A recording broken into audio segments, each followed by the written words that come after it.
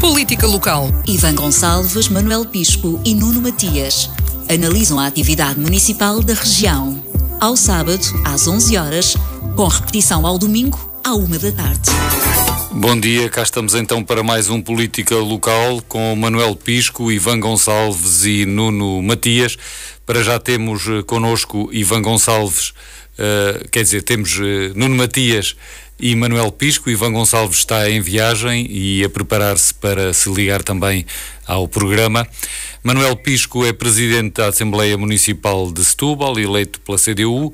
Nuno Matias, vereador em Almada, eleito pelo PSD.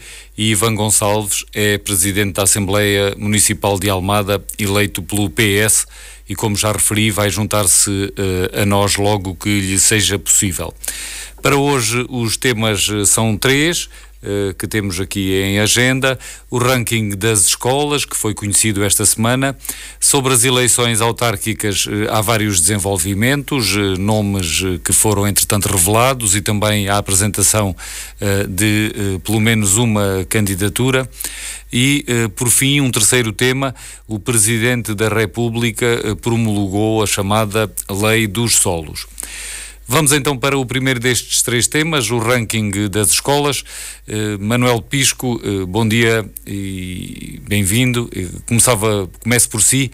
Este ranking das escolas volta a mostrar-nos que o setor privado continua a liderar em todos os escalões, mas íamos nos centrar no 12º ano. A primeira escola pública aparece no 33º lugar, todas as outras acima são do ensino privado, e temos também aqui a perspectiva da região de Setúbal, que não aparecemos, o distrito de Setúbal não aparece nas 50 primeiras. Aliás, a última escola deste ranking é a secundária da Baixa da Banheira. E o que lhe perguntava é que notas é que nos quer deixar da apreciação que terá feito a este ranking das escolas. Bom dia a todos. As notas, nós normalmente temos esta publicação destes rankings que nos dão a posição de cada uma das escolas, de cada uma escola e depois das regiões, em função dos resultados de exames e com a conclusão dos ciclos de estudos. O que tem sido mais complicado de entender, porque as análises que se fazem, os comentários que se fazem, são para um resultados de tipo de ranking, de competição de resultados, e tem sido difícil fazer uma leitura daquilo para que é que servem estes índices destes rankings, que é para comparar as condições de aprendizagem e de ensino das escolas. E o ranking, no fundo, é isso. Não é que aquelas escolas do setor privado sejam as melhores escolas para os mesmos alunos ou mesma classe de alunos que andam na escola pública toda, porque em função da origem social, em função dos aproveitamentos nos ciclos escolares do básico e secundário, dos escolares anteriores, não é? Em função do índice das condições sociais dos alunos em que estão nas escolas, se comparados em condições iguais, a gente tem um ranking de competitividade irrealista. O que é que se passa a essa comparação que diz que o privado é melhor do que o público? Não nos diz isso. Diz-me que os alunos que estão selecionados porque o setor privado tem, e este é o ponto de partida que nunca se põe em relevo, e eu quero começar a propor este ponto de partida em relevo. As escolas privadas, os colégios, têm uma seleção dos seus alunos. Não quero dizer que tem uma seleção porque admitem o aluno A e exclui o aluno B. Tem uma seleção económica. As famílias e os pais que põem alunos nos colégios particulares pagam para isso, pagam à parte do sistema público gratuito de ensino, gratuito e universal. A escola pública tem que aceitar e aceita todos os alunos, independentemente das suas condições de pagamento das famílias. Portanto, há aqui uma seleção económica, não é, das condições familiares, que não nos permite comparar o que não é comparável. Era preciso que as pessoas entendessem isto. Se eu tenho um colégio privado em que tenho ali, pago para os alunos terem todas as explicações auxiliares às aulas que são ministradas. Não têm falta de professores, porque eu posso pagar aos professores, colégio privado, posso pagar aos professores mais do que paga o ensino público. Não tenho aulas em falta ao longo do ano, cumpro os programas todos, dou-lhe atividades complementares, tenho um enquadramento social no âmbito de escola dos alunos muito melhor que qualquer escola pública com 1.500 ou 2.000 alunos pode ter. Portanto, naturalmente que eu tenho que esperar dali melhores resultados, e é para isso que as famílias podem pagar lá para os seus filhos. Portanto, o setor privado do ensino é um setor de elite económica. O setor público de ensino universal e gratuito para todas as crianças, todos os jovens do país, independentemente da condição económica, é um setor que aceita toda a gente. E, portanto, não tem comparação. O que tem que ser atendido nestes rankings é que as condições, e isso nota-se na região de Lisboa, Península da área metropolitana de Lisboa, na área metropolitana do Porto, nas zonas em que no norte há mais professores colocados, há menos falta de professores, há melhores resultados. Em Lisboa e Sul há menos professores, e Algarve há menos professores, há mais falta de professores, há piores resultados, e disto os alunos não têm culpa nenhuma, não é? Os alunos não são responsáveis, nem as famílias dos alunos são responsáveis por isso. É o sistema educativo que está desequilibrado.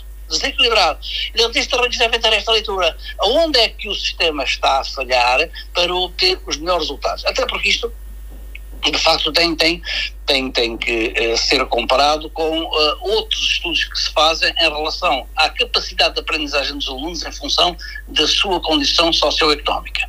E o que se tem verificado é que com a mesma oferta, tipologia e oferta de ensino e de disponibilidade de docentes, os alunos independentes, ou seja, não se nota a origem socioeconómica dos alunos, porque os resultados são os mesmos. Ou seja, as crianças e os jovens, mesmo de famílias mais ricas ou de famílias menos ricas, no mundo atual, não sei se não há estudos para dizer se isso foi sempre assim, mas nos dias de hoje têm a mesma capacidade de aprendizagem e de sucesso no sistema escolar do que têm os alunos das famílias economicamente mais abastadas.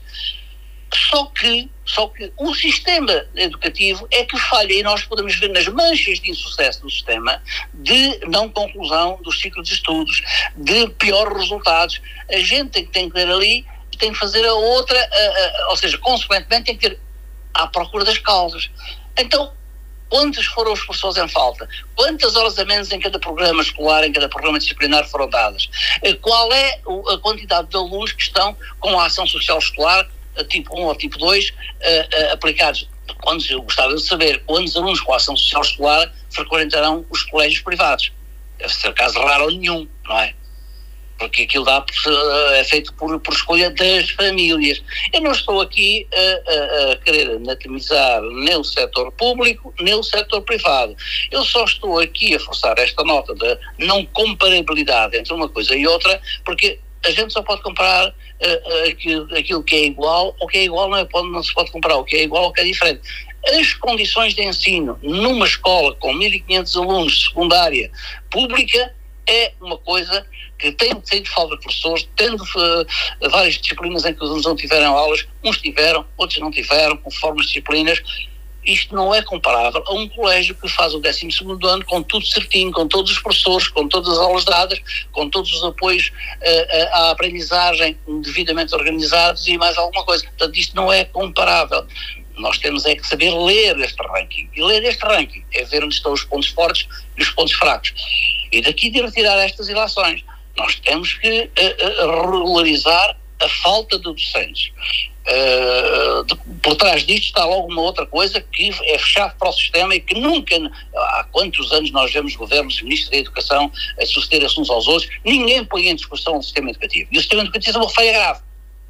Começa logo na formação contínua, formação inicial e contínua dos professores, que é um sistema que está muito esquecido. Portanto, burocraticamente organizam-se umas formas de formação dos professores, depois há a profissionalização em serviço, que é uma coisa que, enfim, vai-se adiando, uma coisa adiada, mas nós, desde que houve a universalização do acesso ao ensino, que é uma medalha enorme que o país tem, é uma bandeira enorme que o país tem, mas desde que se fez essa universalização, nunca nenhum dirigente do governamental, ministro, quem pensa a educação, ou seja, pensa-se pouco a educação em Portugal, pensa-se muito pouco, e eram as universidades que iam dar a fazer isso, eram as universidades. Nós o que temos é termos formação de professores, uma formação básica em formação para o ensino, são licenciaturas para o ensino que é feitas nas universidades, mas depois com muitíssimo pouco ou nenhum acompanhamento, não é? Atualização do professor. E esta é uma profissão como qualquer outra. Hoje em dia as atualizações têm de ser constantes.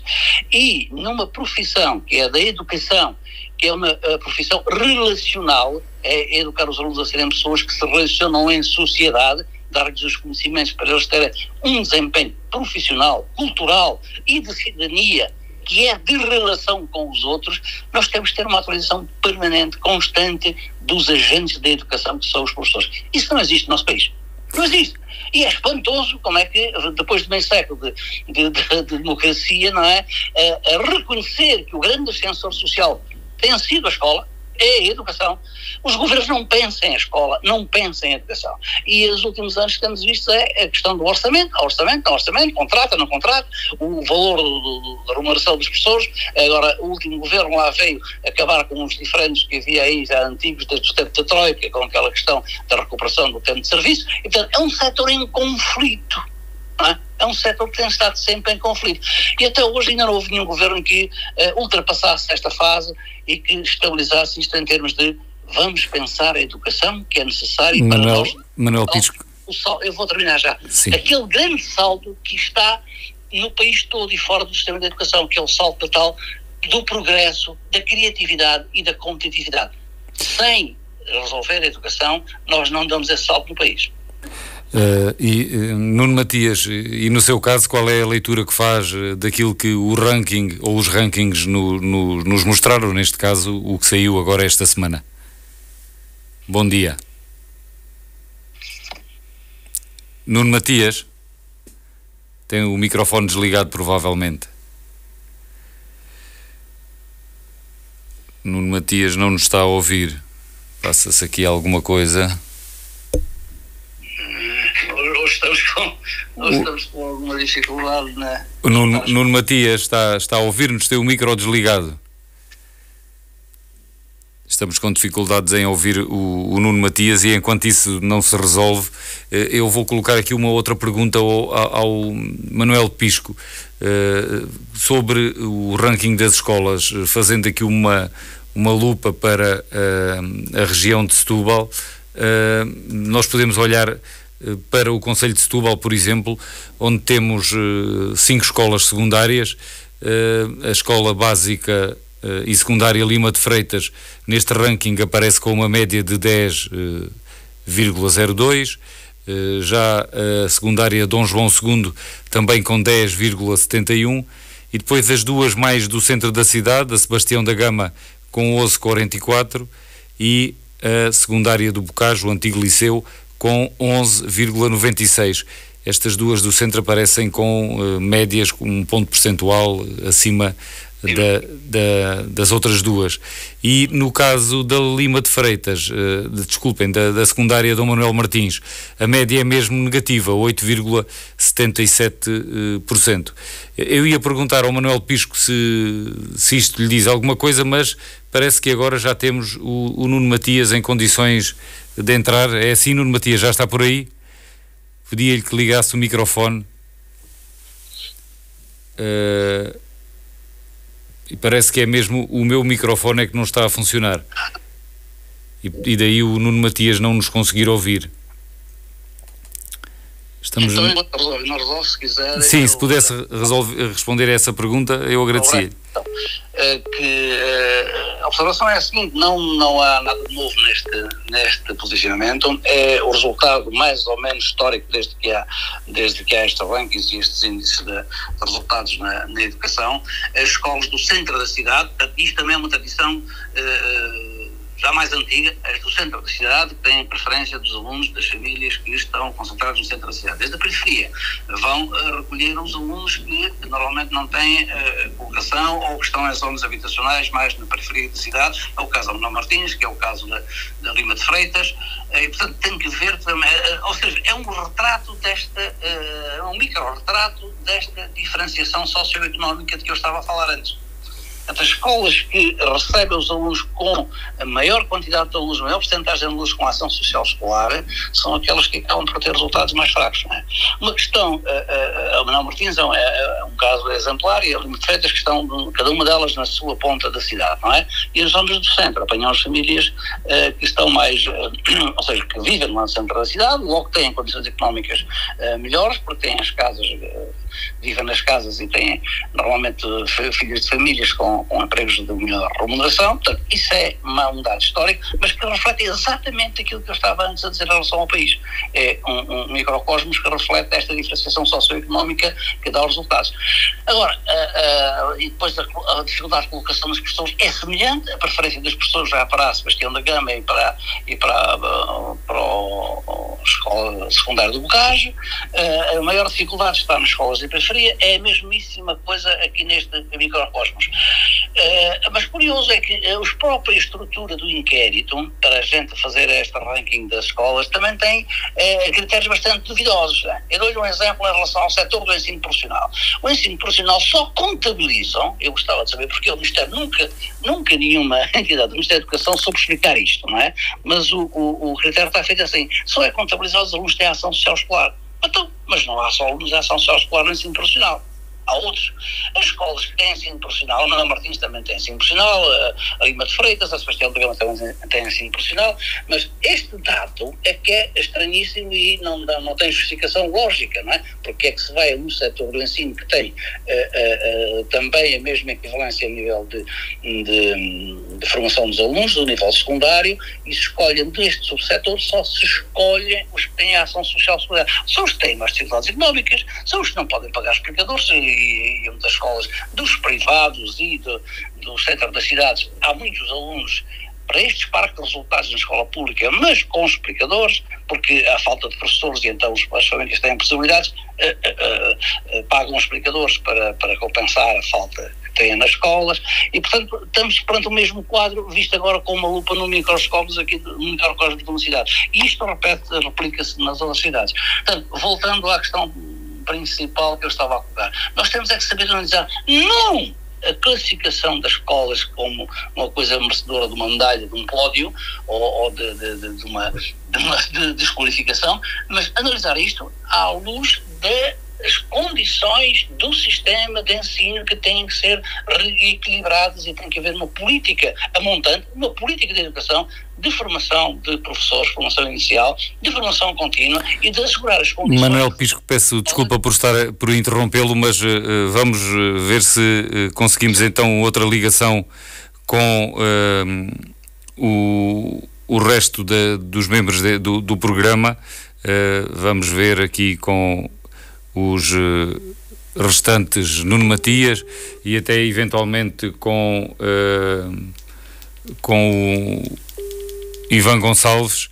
Vamos estabelecer ligação com todos para ver se conseguimos ter mais participantes, uma vez que tínhamos aqui um problema com as ligações. Agora já temos o Nuno Matias connosco. O Nuno Matias, que ainda não tinha participado no programa hoje. Bom dia. Bom dia, Nuno. Estava a pedir-lhe há pouco, quando não me conseguia ouvir, que nos desse uma leitura sobre o que percebeu, o que leu do ranking das escolas conhecido esta semana. Bom, aquilo que se vê, em primeiro lugar, um bom dia a todos, aos ouvintes, ao Francisco, ao Manuel e ao Ivan, caso se consiga juntar a nós. Também já percebi que está a haver aí um constrangimento. Dar nota de que é um ranking, uma realidade e uma circunstância que se vem consolidando ao longo dos anos, que tem vários fatores, um dos quais que até já foi sinalizado pela Associação dos Diretores de Escolas, que tem a ver também com a possibilidade de ter um processo e um projeto educativo consolidado, sólido, onde não existam faltas de professores em períodos demasiado alargados, como se verifica infelizmente na escola pública, que depois tem reflexos também nos resultados. O facto de ser um projeto de escola privada não explica tudo, porque há escolas públicas que, quando têm esse passo solidificado e consolidado, e onde o processo educativo é relativamente tranquilo e sem este tipo de falhas, necessariamente os alunos têm um processo de aprendizagem mais tranquilo e menos problemático, e necessariamente quer a aprendizagem, quer a seguir a capacidade de interpretar esse processo de aprendizagem sob a forma de bons resultados nos exames, necessariamente vão se refletir. Ora, em escolas privadas isso necessariamente e por regra não se verifica este tipo de constrangimentos, e isso há de ter sempre os seus efeitos, e portanto vê-se com alguma preocupação sobretudo o facto de se verificar que tem a ver muitas das vezes com processos exógenos aos próprios alunos e à vontade, porventura, de quem organiza estes processos educativos, e o facto de haver estas dificuldades no dia-a-dia das escolas públicas acaba por condicionar depois também os resultados em menor benefício, neste caso mesmo prejuízo dos próprios alunos, pelo menos uma boa parte deles. Não sei se o Manuel Pisco ainda quer acrescentar mais alguma coisa, já teve imenso tempo sobre este tema, mas ainda pode ter alguma nota depois de ter falado aqui o Nuno. A questão é esta, a questão não chega, porque este trabalho tem utilidade se for analisado e utilizado, e se forem daí retiradas as consequências da análise que se fizer para o sistema educativo. E não basta anualmente os jornais publicarem um ranking e depois, olha, aquela é melhor, o meu filho está numa melhor que a tua. Isso não serve para nada. É preciso que se retirem as consequências e ilações destas listas. Passemos então para o segundo tema de hoje, as eleições autárquicas. Houve vários desenvolvimentos durante esta semana. Alguém estava a pretender falar ainda? Não. Como dizia, houve vários desenvolvimentos esta semana no que diz respeito às eleições autárquicas. Por exemplo, em Setúbal, a Conselhia Local do PSD aprovou um perfil do candidato que pretende para estas autárquicas, tentando contrariar a intenção da Comissão Política Nacional de não apresentar candidato e apoiar tacitamente a candidatura da independente Maria das Dores Meira. A Conselhia de Setúbal diz que está ainda a tentar reverter essa decisão. Temos também do lado da CDU o anúncio da candidatura de Raquel Prazeres à Câmara Municipal de Alcochete. É vereadora eleita em Alcochete e vai ser a cabeça de lista em Alcochete, Raquel Prazeres. No caso de Palmela, já foi apresentada publicamente a candidatura de Ana Teresa Vicente, antiga autarca pela CDU, que cumpriu 3 mandatos à frente da Câmara Municipal e é agora a candidata a um novo mandato neste Concelho de Palmela. São alguns dos desenvolvimentos que tivemos no que diz respeito às autárquicas. Eu começava agora por Nuno Matias, daquilo que há de novo quanto às autárquicas, o que é que quer destacar? Sobre a questão de Setúbal já falámos no programa anterior, agora a novidade é que foi criado um perfil na secção política local. Que comentários é que estas coisas lhe merecem, Nuno Matias? Nuno Matias, está com o microfone desligado, agora sim. Já liguei. O primeiro comentário é que necessariamente estamos a viver aqui um tempo com algumas particularidades, porque eu já tinha referido várias vezes os timings que o PSD teria em teoria, para implementar as suas opções para as eleições autárquicas, que passava pela definição preferencialmente até ao final do primeiro trimestre de 2025, para haver depois tempo para a preparação de todos estes processos, que necessariamente têm sempre alguma necessidade de organização, seja do ponto de vista das listas, do ponto de vista de todo aquilo que é o processo de organização de uma campanha desta natureza, que envolve muitos meios e que envolve um conjunto de interações significativas. O que é verdade é que com esta questão da antecipação do cenário de eleições legislativas, há aqui algum compasso de espera que, por um lado, se entende, mas que não deixa de ter aqui algumas particularidades que criam algum ruído, sobretudo, e eu agora aqui o exemplo de Setúbal, que é um dos casos que tem vindo para a praça pública, e infelizmente, porque eu não sei qual é que é, entretanto, a evolução aos diversos níveis dessa reflexão para uma decisão final, mas o que é verdade é que leva a que tudo aqui fica um bocadinho mais em compasso de espera e em quase modo de suspensão, enquanto se está a tratar daquilo que neste momento está na agenda mais premente de todos os cidadãos, que é decidir quem é que vai continuar a liderar o governo de Portugal.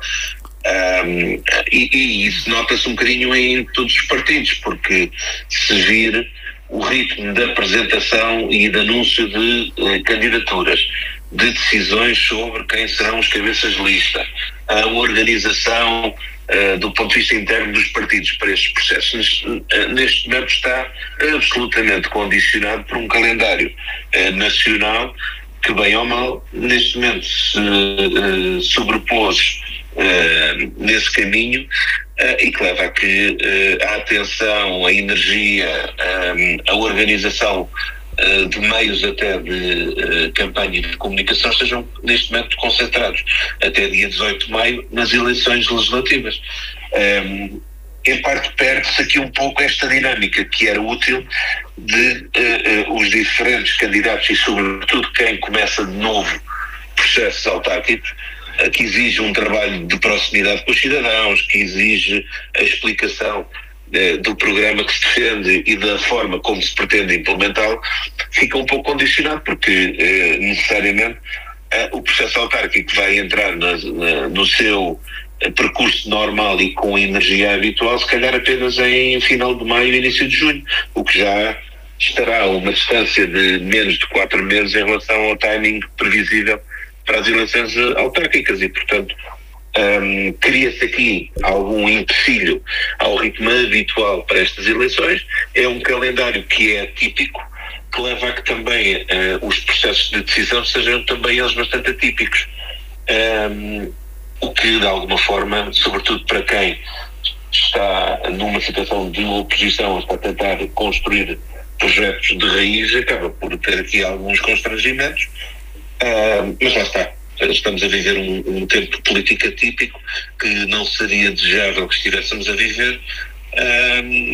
Agora o que se resulta é que estamos muito atrasados e neste momento estamos atrasados, e eu vejo isso em quase todos os grandes partidos, porque estão muito envolvidos neste momento nas eleições legislativas. Já quanto ao facto da Comissão Política Local de Setúbal ter definido um perfil para um candidato, não quer comentar?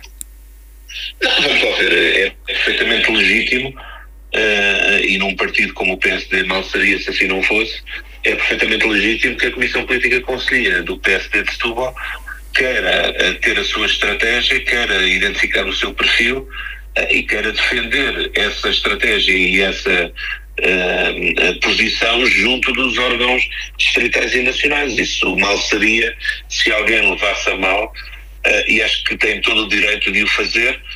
Agora, como eu já disse em programas anteriores, essa avaliação terá que ser coordenada com os órgãos superiores do partido e sobretudo com a sede nacional, que terá a última palavra a dizer sobre a decisão a tomar em relação ao posicionamento do PSD no Conselho de Setúbal para as próximas eleições autárquicas. Seria desejável, e foi isso que eu também já o disse anteriormente, que se estivesse a fazer isto de forma mais recatada, porque ninguém ganha em estar na praça pública a ter este tipo de reflexão, debate, discussão de opiniões, que é legítima num partido plural como o PSD. Porque seja qual for a decisão que se venha a tomar mais à frente, alguém ficará mais diminuído ou fragilizado em relação à posição que se tomar. Agora, que é legítimo a identificação de um perfil, de um caminho, de uma opção, é absolutamente legítimo. E, aliás, segundo percebi, a Assembleia de Secção do PSD foi relativamente consensual em relação ao caminho. Agora fará sentido que essa posição seja discutida internamente, sem problemas e sem qualquer tipo de constrangimentos, porque é natural que possa haver uma abordagem diferente em relação ao processo, e depois os órgãos de pleno direito tomarão uma posição final que terá que ser assumida por todos. Manuel Pisco, também sobre esta questão das autárquicas, do que referi aqui, por exemplo, do lado da CDU, temos a apresentação da candidatura de Ana Teresa Vicente, já uma antiga autarca, e também o anúncio de que a candidata em Alcochete é Raquel Prazeres. O que é que lhe apetece dizer sobre um e outro destes dois temas? Destes dois casos? Eu acho que o Nuno Matias tem razão quando estava aí a referir essa questão da intermeada. Nós temos aqui umas eleições autárquicas este ano que vão ser intermeadas por uma eleição antecipada para a Assembleia da República.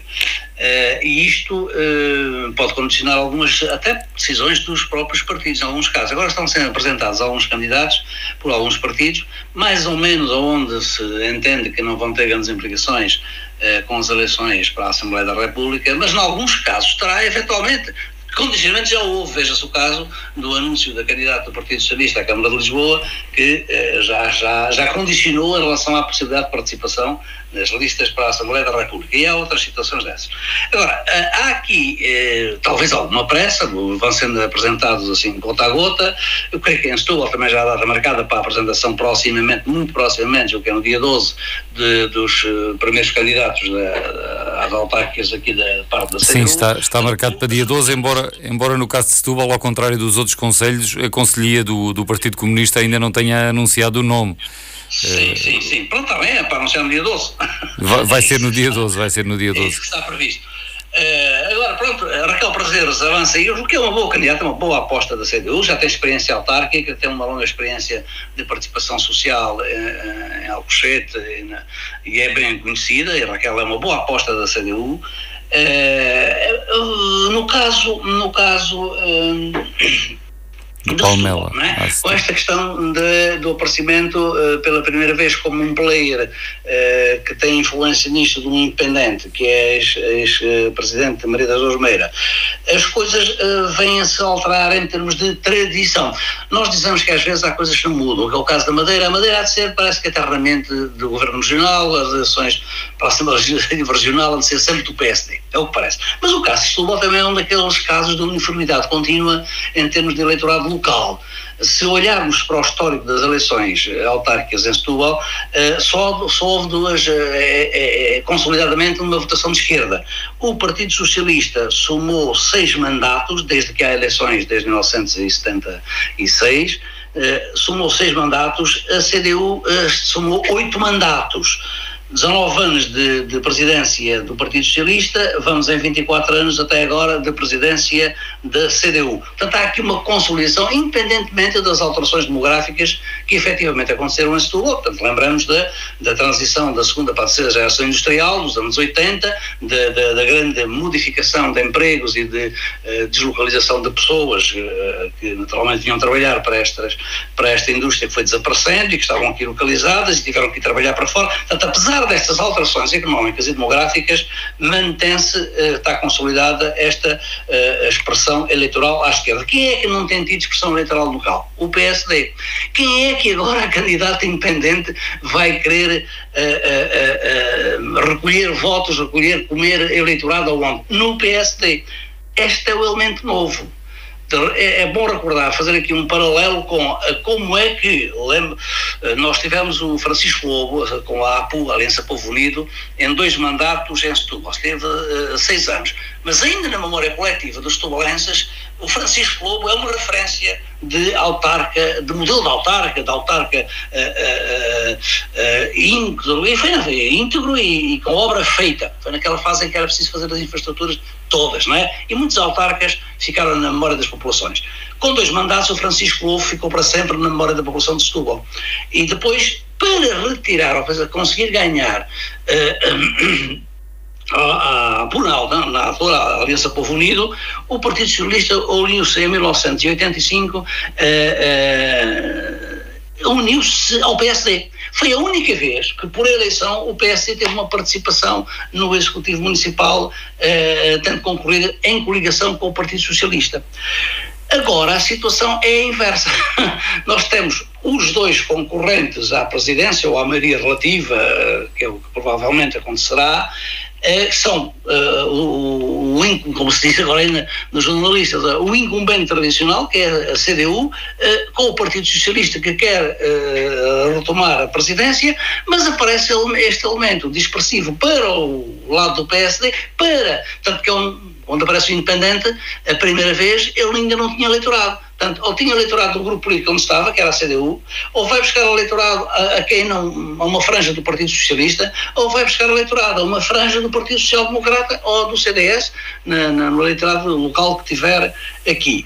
Portanto, introduz aqui um elemento de dispersão do eleitorado. Ora, qual é a alternativa a isto? O movimento feito foi esse, tentar que não houvesse concorrentes, aliás, como a Direção Nacional do PSD anuiu, aparentemente sem falar, não sei se falou ou se não falou, mas sem a concordância, pelo menos é óbvio e evidente, e está dito, sem a concordância dos órgãos distritais e locais, que acham que o PSD não deve desaparecer das eleições em Setúbal. Agora, criou-se uma situação em que, se concorrerem com uma lista do PSD, ela fica afetada por estas circunstâncias, não é? Alguns votos poderão ser perdidos para a outra lista. Se esta lista aparecer sem a concorrência do PSD, vai ser claramente conotada com uma lista falsamente independente, que é, afinal de contas, do PSD. Há dispersão de votos. Quem é que ganha com isso? Será o Partido Socialista? Será a CDU? Vamos ver. Será a própria candidata? Vamos ver, mas é pouco provável. Será o próprio PSD? Também é pouco provável, porque é o campo que agora está inesperadamente com algum conflito interno de a ver se há candidatura do PSD ou se não há do PSD. Portanto, há um elemento novo nestas eleições em Setúbal, que é apenas este, é o aparecimento de uma candidatura independente e é estar à procura de espaço, não é? No espaço dos outros, tradicional, habitual, dos outros partidos, sobretudo do PSD, do CDS e do PS. Talvez a vantagem daqui resulte com alguma maior probabilidade para a própria CDU, que está estabilizada, tem o seu trabalho feito, tem o seu reconhecimento e vai apresentar uma candidatura sem sobressaltos. O Partido Socialista também pode ter alguns benefícios, mas isso dependerá do protagonismo que os seus candidatos tiverem e, como eles já são tão conhecidos, também não se prevê grandes alterações nem grandes elans dessa parte. Portanto, a coisa aqui parece estar estabilizada na situação de predominância da CDU. Na concorrência as coisas estão um bocado mais animadas. Vamos ver o que é que está. Manuel Pisco, e sobre a apresentação da candidatura de Ana Teresa Vicente, não quer dizer nada? Já tínhamos comentado. Sim, mas é uma referência muito simples, é uma aposta muito sólida, é uma solução muito bem tomada. Portanto, a Ana Teresa Vicente, como sabemos, tem o seu prestígio no papel de Presidente da Câmara, que teve em Palmela intacto. Não há nada que lhe apontar, há uma boa memória, também é uma referência daquelas da memória coletiva, como eu estava aqui a dizer em relação ao Francisco Lobo. A Ana Teresa Vicente também está um pouco nesse patamar ali em Palmela e de facto o retorno da Ana Teresa Vicente é uma solução excelente que a CDU adotou para ali e julgo que tem uma grande facilidade em até recuperar terreno e eu julgo que para chegar à maioria absoluta ali não será nada difícil. A apresentação foi esta quinta-feira, não sei se o Manuel Pisco teve a oportunidade de acompanhar presencialmente ou depois pelas notícias. Presencialmente não, mas acompanhei a apresentação, mas não estive lá presencialmente. Pronto, não quero destacar nada, passemos à frente. Nuno Matias, o Ivan Gonçalves continua ausente, sem conseguir ligar-se a nós, está em trânsito numa viagem ao estrangeiro, precisamente no aeroporto, o que torna as coisas muito difíceis. Nuno Matias, quer fazer algum comentário relativamente a esta análise que o Manuel Pisco fez sobre as eleições em Setúbal, ou passamos ao próximo tema? Vamos lá ver, eu concordo com o Manuel que necessariamente estas indefinições acabam por beneficiar quem está na situação, e neste momento a CDU tem esta situação de estar a liderar os destinos do Conselho, bem ou mal. Nós todos temos aqui uma avaliação mais crítica do que positiva, mas está na situação.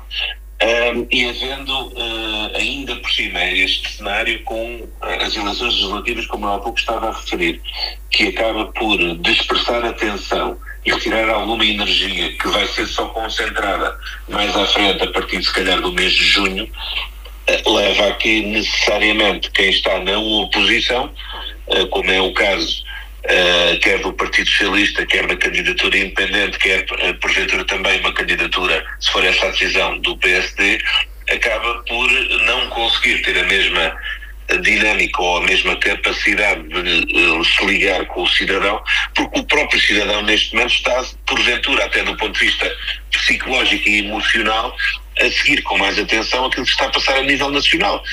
E portanto é muito natural que esta previsão acaba por necessariamente condicionar todo este processo, que esperemos que seja em Setúbal, seja no resto do distrito e do país, se normalize tão rápido quanto possível com a definição eleitoral do próximo dia 18 de maio. Agora, aquilo que também resulta claro, e há pouco a questão colocada ao Manuel acaba também por o explicar, é a própria dinâmica que há de dificuldade em alguns partidos, e a CDU é também um exemplo disso, ao ter que ir buscar antigos presidentes de Câmara para fazer o papel de liderança de projetos, o que denota alguma incapacidade de renovação ou algum receio sobre o resultado final, que leva a ter que se ir buscar essas personalidades que já tiveram o seu percurso e que necessariamente mandaria as leis da vida que gerassem processos de renovação, que acrescentassem outra visão, outra energia, outra capacidade de intervenção. Ora, ao estar sucessivamente a ir buscar algumas figuras ou a trocar presidentes de Câmara por limitação de mandatos, como também acontece no distrito de Setúbal, demonstra-se alguma incapacidade de alargar o horizonte partidário e ter que se buscar as mesmas pessoas para diferentes locais, o que também aos olhos das pessoas ajuda pouco a acrescentar alguma visibilidade sobre aquilo que se pretende necessariamente para esses territórios, a não ser apenas a lógica de poder, que é tentar com isso influenciar mais facilmente o eleitorado, e isso também não parece a visão mais positiva da abordagem para um processo eleitoral autárquico. Passemos então ao terceiro tema do programa de hoje, a Lei dos Solos. O Presidente da República promulgou ontem o decreto da Assembleia da República que altera a Lei dos Solos, depois de uma primeira versão aprovada em Conselho de Ministros. Marcelo Rebelo de Sousa afirma, contudo, que este diploma, esta nova versão do diploma, carece de uma maior substância e desenvolvimento, e estou a citar, no que diz respeito ao combate à corrupção.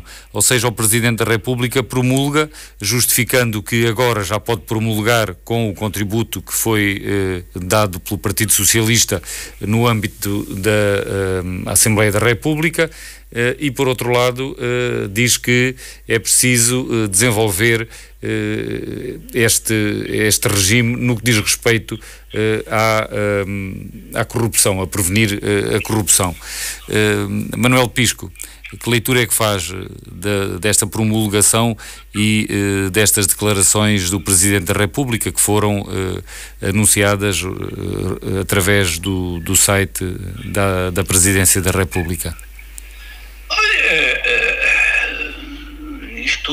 Aquela referência que vem no comunicado do Presidente diz tudo da condenação do próprio Presidente da República a este diploma. é claríssimo.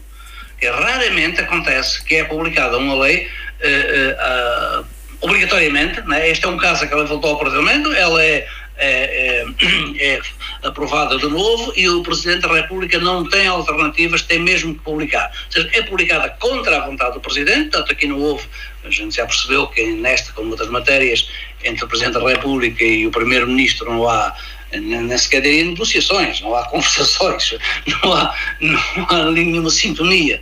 Portanto, isto é evidente. Manuel Pisco, mas penso que há aqui um equívoco da sua parte. Desta vez o Presidente da República ainda podia optar por não promulgar, tendo em conta que primeiro foi um decreto-lei do Governo e depois é que foi à Assembleia da República que chamou-se esta matéria, portanto não é uma reafirmação por parte da Assembleia. Sim. A lei não prevê na Assembleia, na segunda publicação da Assembleia que seria obrigado a exatamente. Sim. Mas este diploma já foi devolvido pelo Presidente da República, a promulgação foi devolvida e depois foi avocado pela Assembleia. Mas, de qualquer maneira, as posições ficam claras, quer dizer, sendo em termos formais a última hipótese do Presidente da República ou não, a exposição está clara.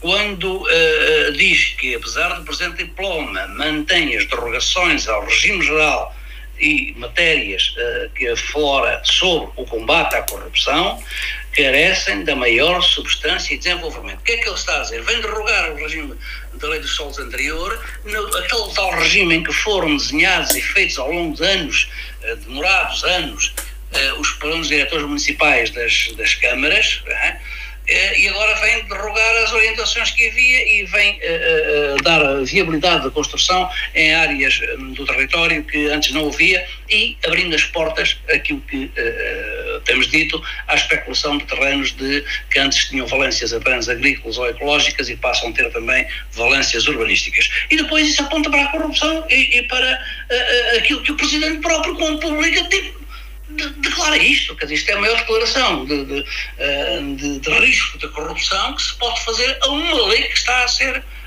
publicada agora. Não sei o que é que há mais a dizer sobre isto. É curioso reparar que esta é a raiz do problema que levou à queda do governo. É esta a raiz do problema, foi esta a discussão que começou, que entretanto foi posta de lado, foi apagada com outros desenvolvimentos, com casos pessoais de declarações ou não declarações de rendimentos do Primeiro-Ministro. Quer dizer, olhando aqui, chegando a este momento, parece que tudo o que se passou até agora, que levou à queda do governo, dissolução da Assembleia, estas disputas com a transparência ou não transparência das declarações do Primeiro-Ministro, tudo isto foi uma nuvem de fumo, não é? Foi um nevoeiro para esquecer o problema que esteve na origem e que vem agora aparecer finalmente à luz do dia com a promulgação dessa famigerada nova Lei dos Solos. Não que tenha havido esse maquiavelismo a tal ponto de pensar vamos arranjar uma série de casos, mesmo com o sacrifício da imagem do Primeiro-Ministro, quer dizer, isso depois as coisas aconteceram um pouco desenvolvendo-se por si próprias, mas para a história, objetivamente, o que vai resultar é isto. Não é? É uma lei que é promulgada, se esta história durou muito tempo, é evidente, que é promulgada contra a vontade, com muitas suspeitas, com muitas dúvidas, e que depois leva uma chancela de risco de corrupção do próprio Presidente.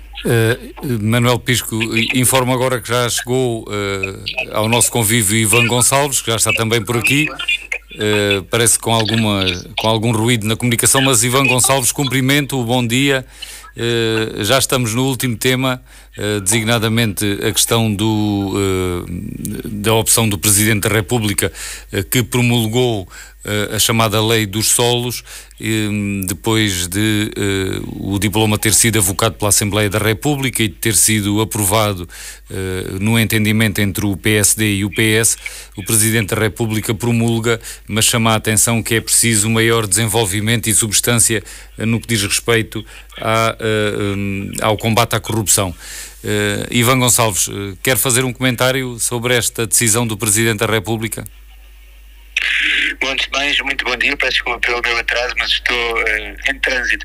Eu diria que o papel do Presidente da República não deve ser só o de promulgar passivamente e depois alertar para a eventual possibilidade de existirem casos de corrupção, enfim, acho que, mas tudo isso se enquadra na forma de estar do Sr. Presidente, e claramente ao cabo destes quase 10 anos acabou por perder o pé, porque tentou por diversas vezes ter uma intervenção mais presente, depois a realidade acabou por ultrapassá-lo em alguns temas e acaba por neste momento não conseguir manter a coerência, porque enfim, acho que tinha que ter em certas matérias um papel mais interventivo do que aquele que está a ter, e não está a ter capacidade de ter. Ainda esta semana vimos um Conselho de Ministros convocado apenas por propaganda eleitoral no mercado do bolhão, e o Sr. Presidente da República sobre isso também acha que não tem nada a dizer, e portanto acho que,